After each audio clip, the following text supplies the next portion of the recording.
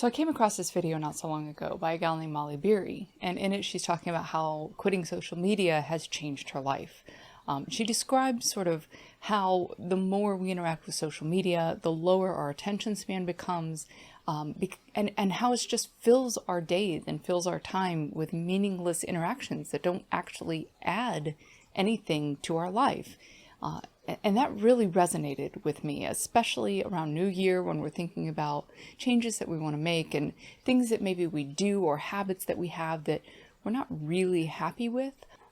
There are so many shiny things to see and do on the internet and so many distractions, and some of them I really love. You know, there are certain conversations that I like engaging with and people that I like talking to. There are games that I like to play, in particular with friends and family.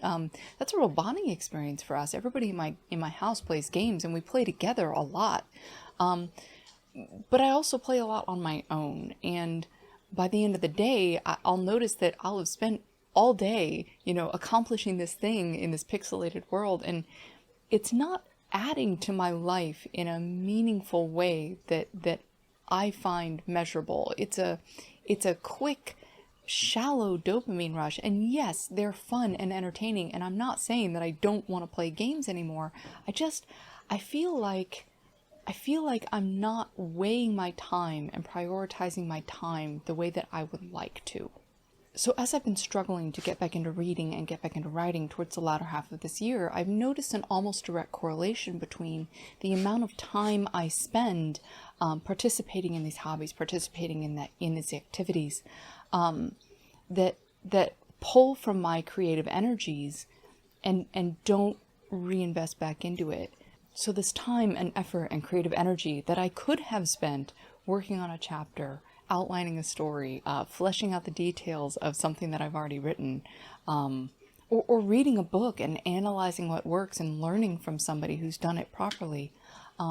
Instead, I'm spending that time and I'm spending that energy and investing my creative energy into something somebody else has made, and I'm not getting anything out of it, or at least not what I need to get out of it. The thing is, I have plenty of story ideas. I have plenty of plots and arcs and interesting characters that I am really excited to write about. But when it comes to sitting down and actually focusing on what I'm trying to do, I get distracted. I sit down and I try to write, and I'll stare at the screen for 10 minutes, and then something comes up, something dings, something buzzes, some alert comes up, and my focus is instantly gone. And some of that's due to a schedule change. The schedule in my house shifted around, and the mornings that I used to have to focus on creative endeavors are gone now. And that's thrown me for a loop, but it's been 6 months, and I should have adjusted by now, and I'm just not. So the fact that my schedule has changed is no longer the reason. It's now just becoming an excuse. So the reason that I'm talking about this in relation to Molly's video is that she talks about recapturing your ability to focus. Now, when you first disengage, there's a period of nervous energy, restlessness, where you don't really know what to do with yourself, and you're bored and restless, and that's normal, and it's not necessarily a bad thing. All of that nervous energy can be focused into creative endeavors, and instead we're spending all of the energy on something shallow and meaningless and fleeting that's just going to be gone when the next post cycle rolls around in 10 minutes. So in her video, she talks about how she's been offline for about 5 years, to varying degrees, over that period of time, and how that's really helped her recapture her ability to focus and invest her attention in things that are meaningful to her and things that are impactful in her life. And I'd really like to try that.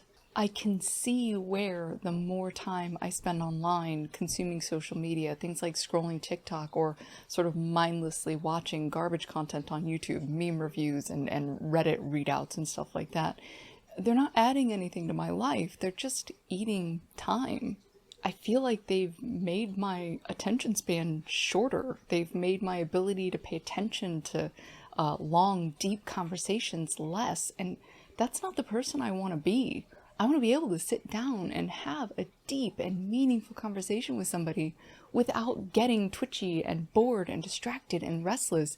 And I feel like the more time I spend on social media, the less capable I am of doing that.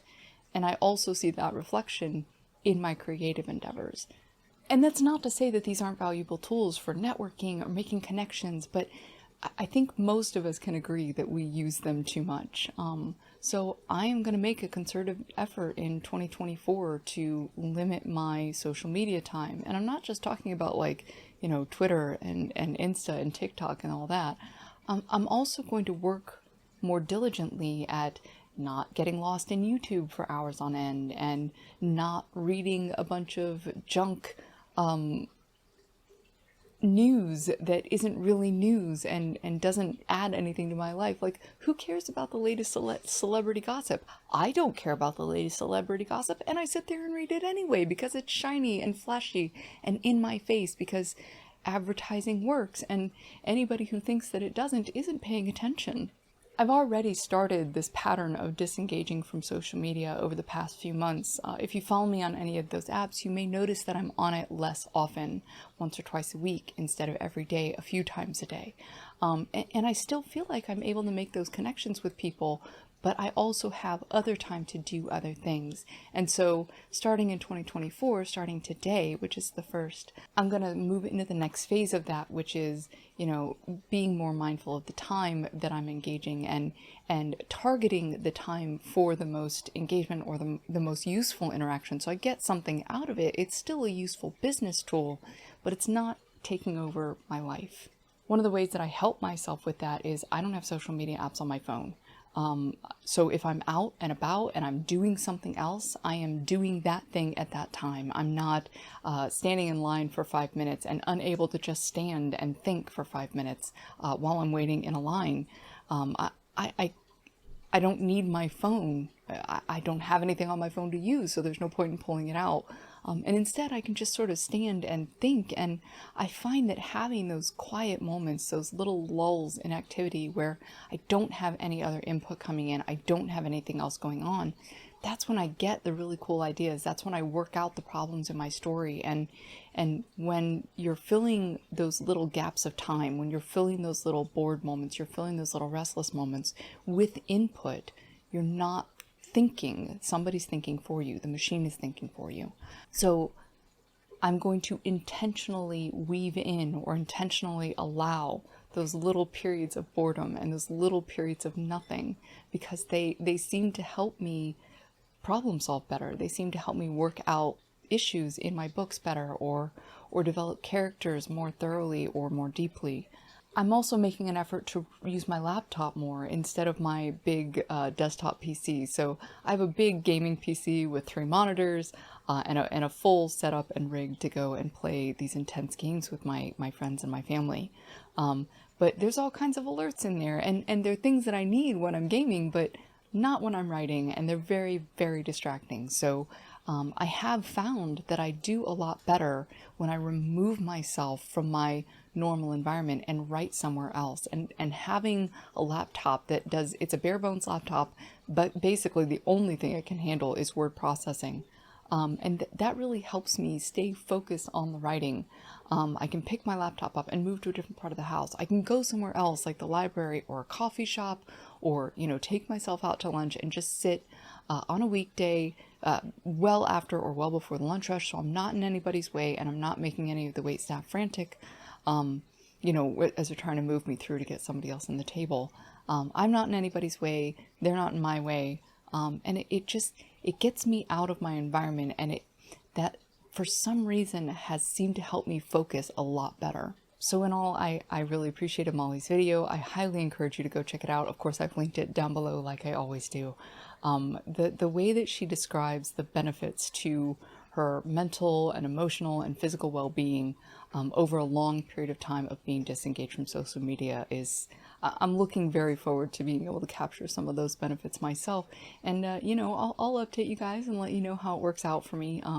So yeah, that's all I've got. Go check out Molly's video, like and subscribe if you haven't, and I'll see you next time.